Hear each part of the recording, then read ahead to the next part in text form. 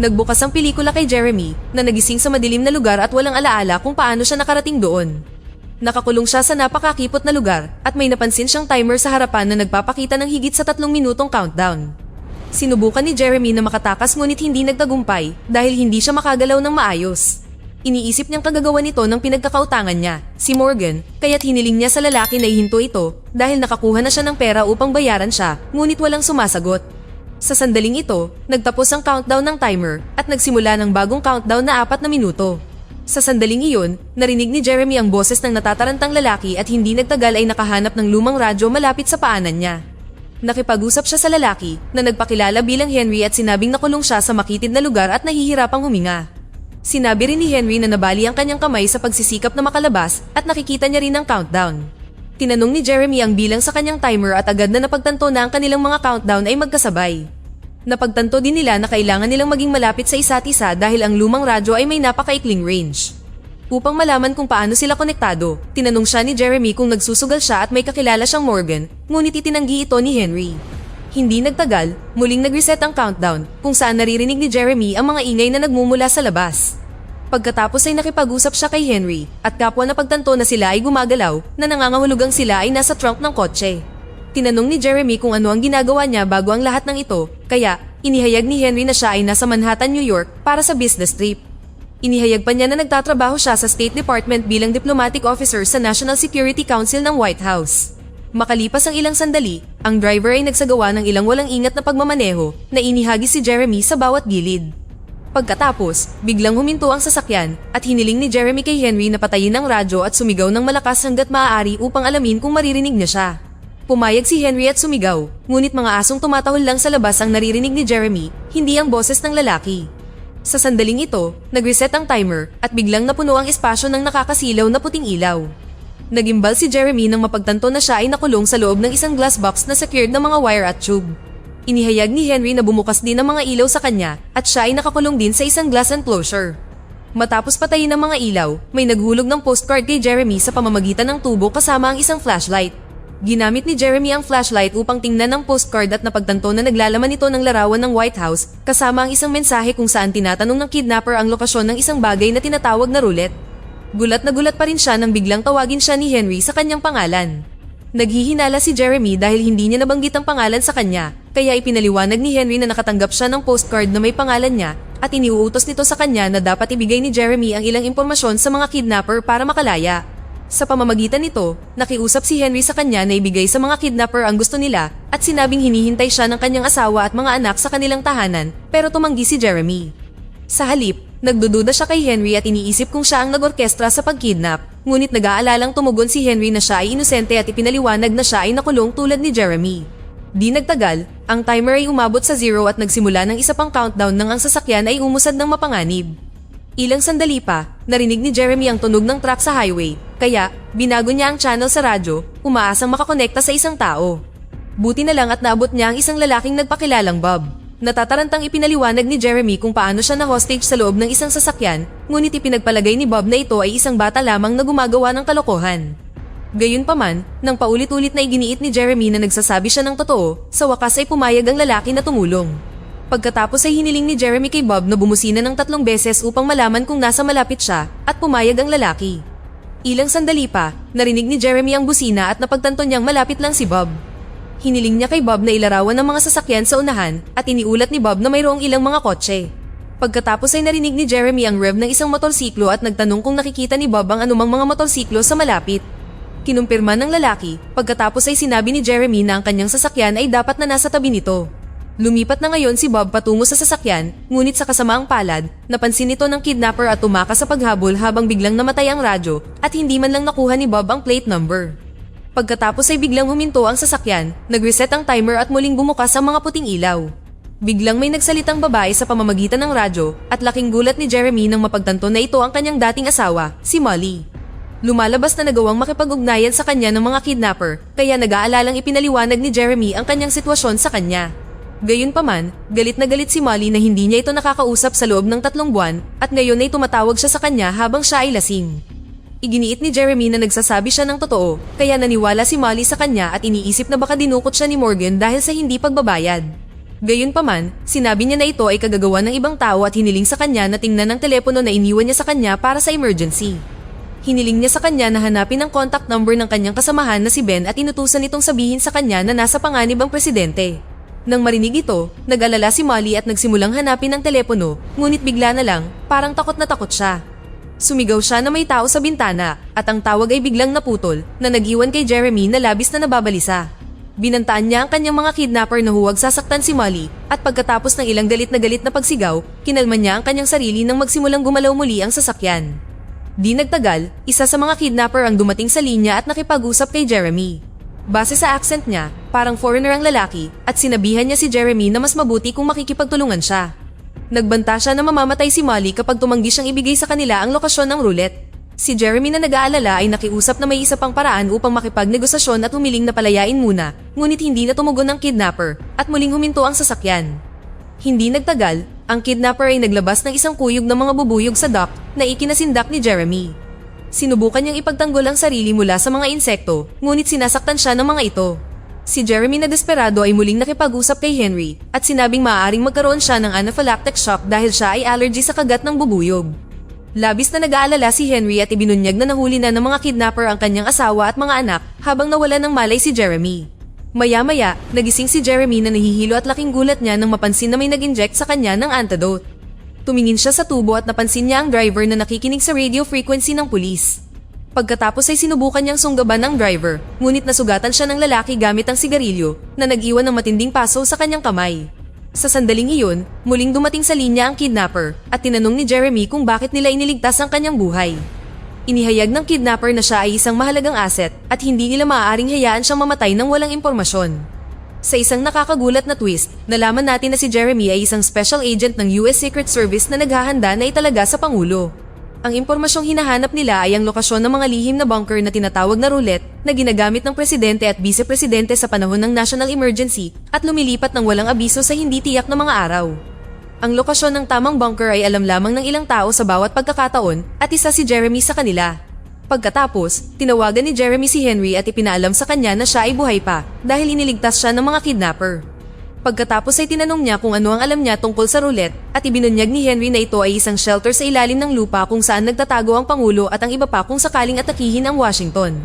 Hindi pa rin lubos na nagtitiwala sa kanya si Jeremy at nagtanong ng mga karagdagang mga katanungan tungkol sa State Department kung saan sinagot ito ni Henry ng tama. Hindi nagtagal, nakarinig si Jeremy ng ingay sa malapit at habang nakikinig siya sa tubo, may narinig siyang nagtatalo. Pagkatapos ay binalaan ng kidnapper si Jeremy na huwag gumawa ng anumang ingay kung hindi ay mamamatay si Molly. Lumalabas na pinahinto sila ng pulis dahil sa paglampas sa speed limit, ngunit nagawang kumbinsihin ng kidnapper ang opisyal. Nakatanggap siya ng babala at nagpatuloy sa pag-alis, ngunit napagtanto ni Jeremy na hindi niya ito maaaring pabayaan at nagsimulang sumigaw at kumalampag. Sa kabutihang palad, naalerto nito ang mga opisyal at habang sinusubukang lumayo ng kidnapper, isang matinding shootout ang naganap. Sa panahon ng kaguluhan, isang bala ang tumagos sa trunk at nabasag ang glass case. Nagawa ng kidnapper na patayin ng mga opisyal at lumayo kung saan nawala ng malay si Jeremy.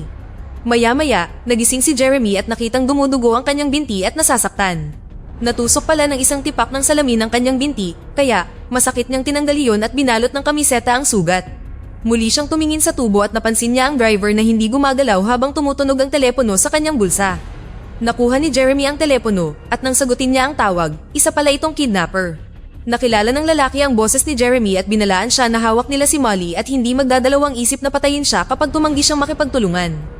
Gayunpaman, ibinaba ni Jeremy ang tawag at tinawagan si Molly upang tingnan kung ayos lang siya, ngunit hindi niya sinasagot ang telepono.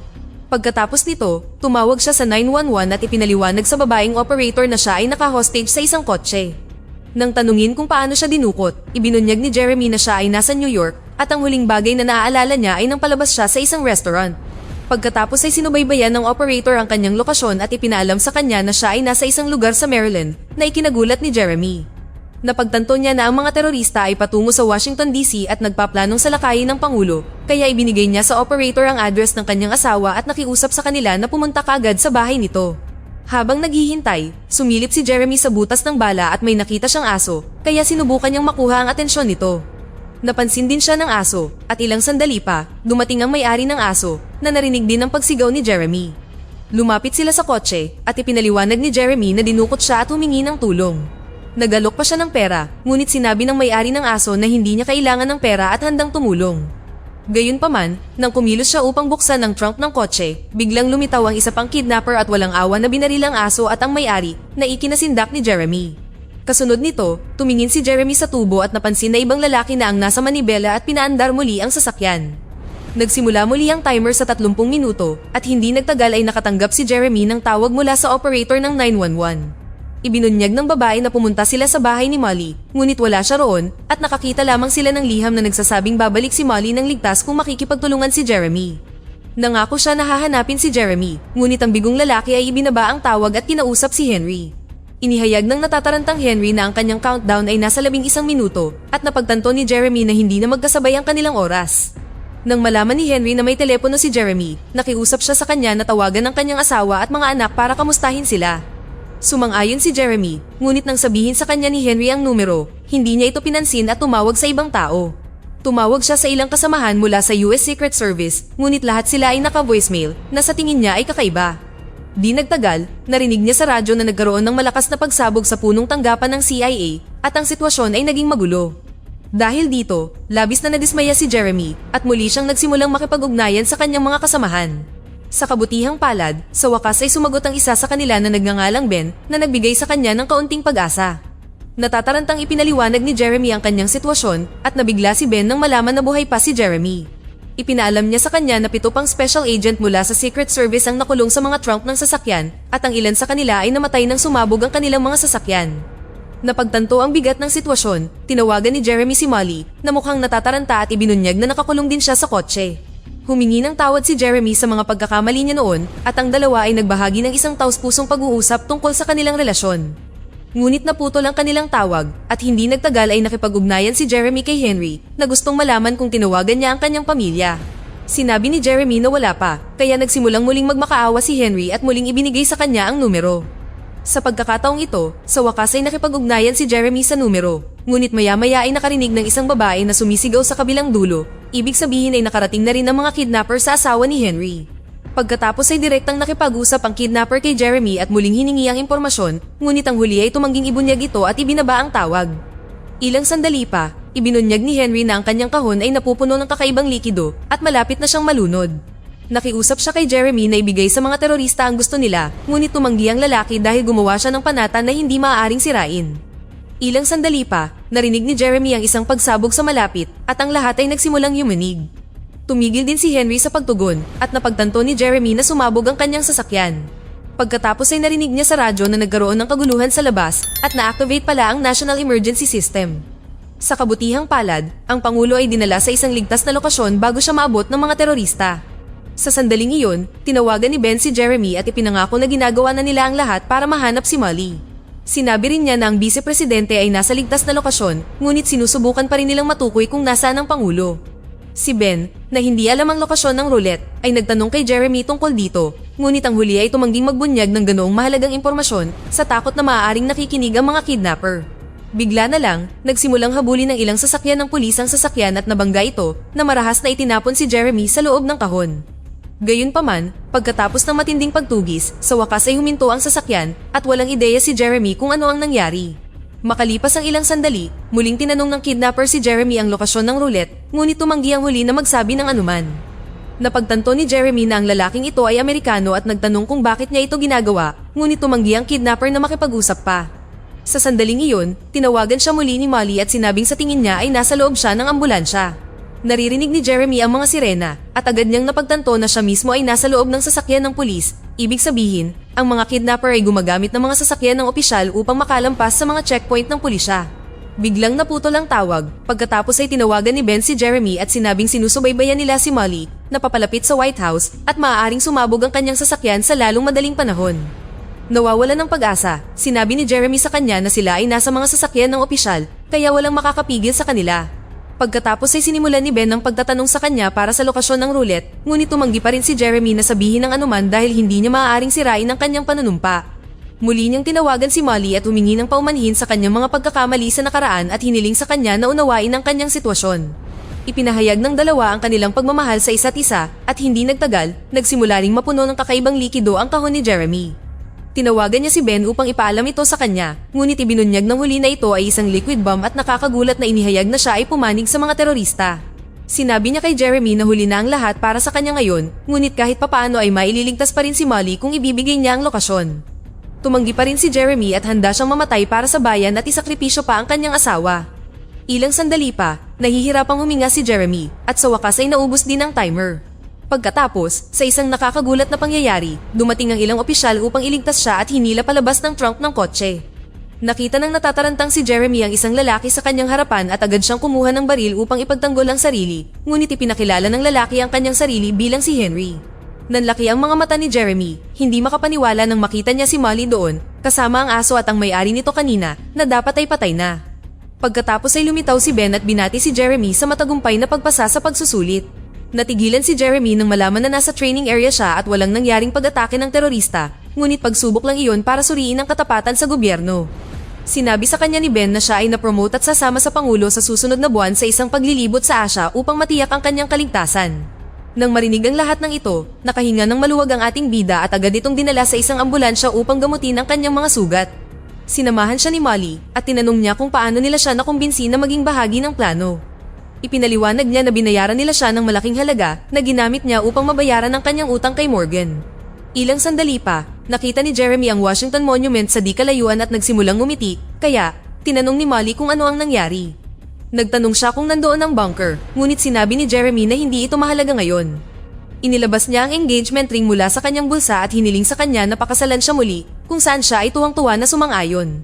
Naghalikan ng dalawa, ngunit sa huling plot twist, bigla niya itong pinusasan. Pagkatapos nito, nagsalita si Molly sa isang earpiece at tinanong ang iba kung narinig nila ang pag-uusap. Lumalabas na ang bansa ay talagang nasa ilalim ng pag-atake ng terorista at nakikipagtulungan si Molly sa mga terorista. Lahat ng pinagdaanan ng kawawang Jeremy ay isang kalkuladong pagsisikap para pilitin siyang ibunyag ang lokasyon ng bunker.